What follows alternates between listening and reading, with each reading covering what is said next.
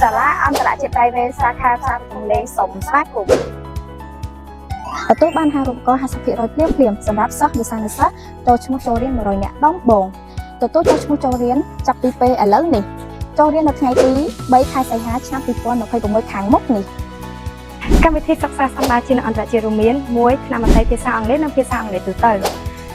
ថ្នាក់មត្តេយ្យបណ្ដុះបណ្ដាលទៅលើភាពឆ្លាតវៃនិងបញ្ចេញសម្លេង phonics សម្រាប់រៀបចំគ្រឹះសិក្សាដំបូងតាមរយៈវិធីសាស្ត្ររៀនផងនិងលេងហ្គេមផ្សេងៗផងដើម្បីពង្រឹងទៅលើការសិក្សាប្រកបទៅដោយភាពរីករាយភាសាអង់គ្លេសទូទៅពង្រឹងទៅលើសមត្ថភាពជំនាញ9ស្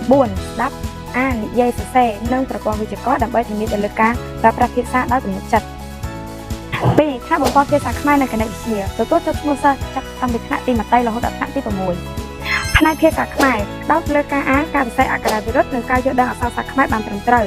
ផ្នែកគណិតវិទ្យាប្រឹងមូលដ្ឋានគ្រឹះលេខានុពន្ធការកណនានិងការដោះស្រាយលំហាត់ប្រកបទៅដោយភាពឆ្លាតវៃស្របតាមកម្មវិធីស្តង់ដាររបស់ក្រសួងអប់រំយុវជននិងកីឡា3ថ្នាក់ភាសាចិនការសិក្សាអំពីការសន្ទនាប្រចាំថ្ងៃអក្សរចិននិងការយល់ដឹងពីវប្បធម៌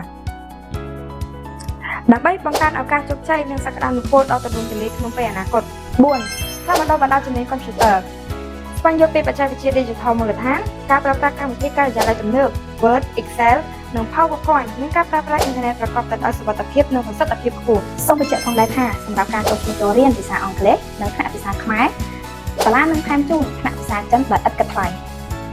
សម្រាប់ពេលសិក្សាមាន4វេនពេលព្រឹកម៉ោង 7:30 នាទីដល់ម៉ោង 8:30 នាទីពេលរសៀលម៉ោង 1:30 នាទីរហូតដល់ម៉ោង 4:30 នាទីពេលពេលល្ងាចមាន2វេនពេលទី1ម៉ោង 5:30 នាទីរហូតដល់ម៉ោង 6:30 នាទីពេលទី2ម៉ោង 6:30 នាទីរហូតដល់ម៉ោង 7:30 នាទី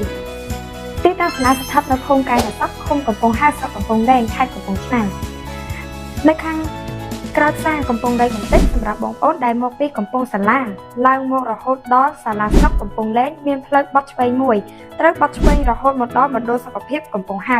ត្រូវបត់ស្ដាំវិញប្រហែល150ម៉ែត្រនឹងឃើញសាលារីឯបងប្អូនដែលមកពីតំបន់ឃុំដាឃុំចំណុកឬឃុំកង្កែបបងប្អូនត្រូវឡើងរហូតមកដល់ធនាគារអេស៊ីលីដាពួកអេស៊ីលីដាបន្តិចមានផ្លូវបត់ស្ដាំមួយប្រហែល100ម៉ែត្រនឹងឃើញសាលាគឺស្ថិតនៅក្រៅធនាគារអេស៊ីលីដាបន្ត